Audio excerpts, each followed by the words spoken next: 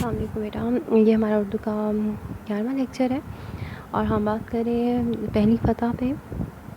جس کے مصنف ہے نسیم حجازی۔ میں آپ کو بتا چکی ہوں کہ محمد بن قاسم نے اپنی فوج کی قیادت کی اور جب اس کی عمر صرف 17 سال تھی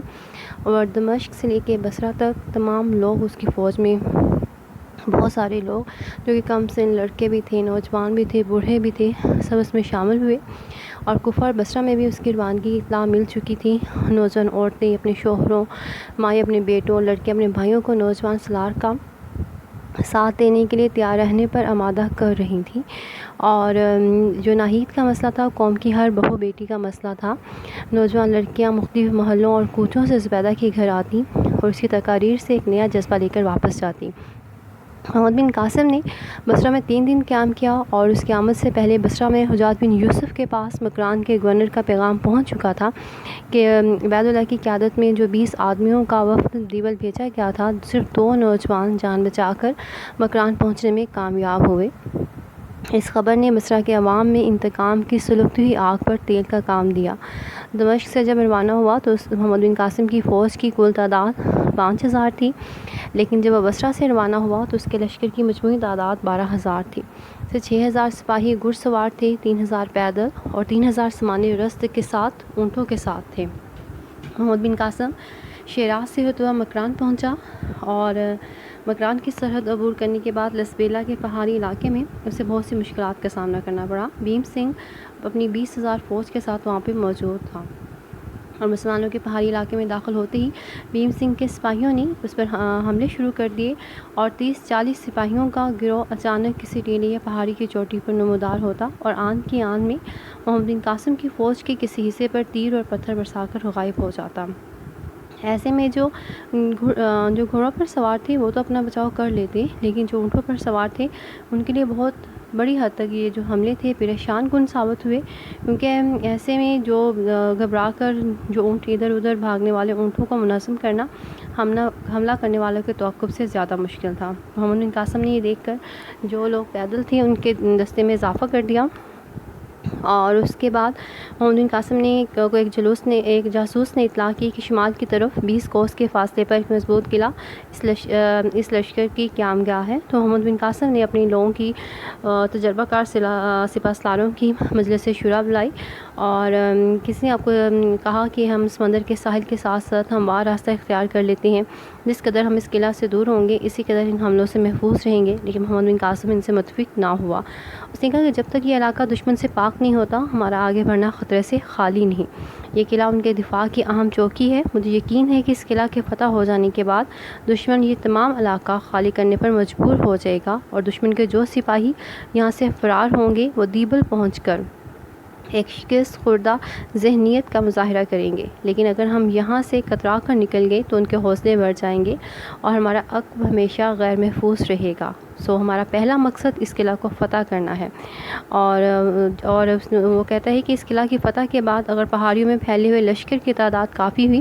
تو اس علاقے میں ہمارے ساتھ فیصلہ کن جنگ لڑنے کی کوشش کرے گا اور اس میں بھی ہماری بہتری ہے، اور میں سمجھتا ہوں کہ ہماری پیش قدمی روکنے کے لیے اس قلعہ کے محافظوں کی زیادہ تعداد آس پاس کی پہاڑیوں پر منقسم ہے۔ اور محمد بن قاسم نے کہا کہ میں سورج نکلنے سے پہلے اس پر حملہ کرنا چاہتا ہوں، اور اس کے بعد ہے وہ کہتا ہے کہ چاندنی رات میں آپ کے لیے آگے بڑھنے کا جو راستہ ہے زیادہ خطرناک ثابت ہوگا۔ اگر صبح تک آپ کو قلعہ فتح ہو جانے کی خبر پہنچ جائے تو آپ پیش قدمی روک کر میرے حکام کا انتظار کریں۔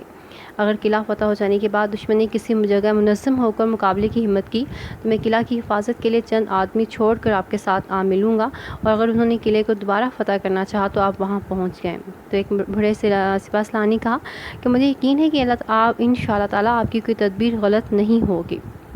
لیکن سپہ سالار کا فوج کے ساتھ رہنا ہی مناسب ہے۔ سپہ سالار کی جان بہت قیمتی ہوتی ہے، وہ فوج کا آخری سہارا ہوتا ہے۔ محمد بن قاسم نے جواب دیا، قادسیہ کی جنگ ہوئی تھی، اس میں ایرانیوں کو اس لیے شکست ہوئی کہ انہوں نے رستم پر زیادہ یقین کر لیا تھا، رستم کی شخصیت سے امیدیں وابستہ کر لیں، اور رستم جب مارا جاتا ہے تو مسلمانوں کی مٹھی بھر جماعت کے مقابلے سے وہ بھاگ نکلے، اور مسلمانوں کے اس وقت سپہ سالار تھے سعد بن وقاص، وہ گھوڑے پر چڑھنے کے قابل نہیں تھے، انہیں میدان سے ایک طرف بیٹھنا پڑا، لیکن مسلمانوں کی خود خود اعتمادی کا یہ عالم تھا کہ انہیں اپنے سپہ سالار کی عدم موجودگی کا احساس بھی نہیں ہوا۔ ہماری تاریخ میں کوئی بھی آپ کو ایسا واقعہ نہیں ملا گا جب سالار کی شہادت سے بددل ہو کر مجاہدین نے ہتھیار ڈال دیے ہوں۔ ہم بادشاہوں اور سپہ سالاروں کے لیے نہیں لڑتے، ہم اللہ کے لیے لڑتے ہیں۔ بادشاہوں اور سپہ سالاروں پر بھروسہ کرنے والے ان کی موت کے بعد مایوس ہو سکتے ہیں، لیکن ہمارا خدا ہر وقت موجود ہے۔ قرآن میں ہمارے لیے اس کے احکام موجود ہیں۔ وہ کہتے ہیں کہ میں دعا کرتا ہوں کہ اللہ مجھے اپنی قوم کے لیے رستم نہ بنائے، بلکہ مجھے مسنہ بننے کی توفیق دے، جن کی شہادت نے ہر مسلمان کو جذبہ شہادت سے سرشار کر دیا تھا۔ میرے لیے سپہ سالار کی جان کی کوئی قیمت نہیں جو اسے سپاہیوں کی تلواروں کے پہرے میں چھپا کر رکھتا ہے اور اپنے بہادروں کو جان کی بازی لگانے کی بجائے جان بچانے کی ترغیب دیتا ہے۔ زبین نے کہا میں آپ کے ساتھ چلنا چاہتا ہوں، لیکن محمد بن قاسم نے انہیں بھی جواب دیا کہ میں ایک قلعہ فتح کرنے کے لیے 2 دماغوں کی ضرورت نہیں سمجھتا۔ میری غیر حاضری میں تمہارا فوج کے ساتھ رہنا ضروری ہے۔ میں اپنی جگہ محمد بن ہارون کو مقرر کرتا ہوں اور تم اس کے نائب ہو۔ اس طرح محمد بن قاسم سندھ پہنچتا ہے اور سندھ پہنچ کے محمد بن قاسم کو کامیابی سے فتح نصیب ہوتی ہے۔ تو اس وقت میں انہوں نے یہ جو محمد بن قاسم کی فتح ہے، اسے نسیم حجازی نے ایک تاریخی حقیقت کو ناول کی صورت میں پیش کیا ہے اور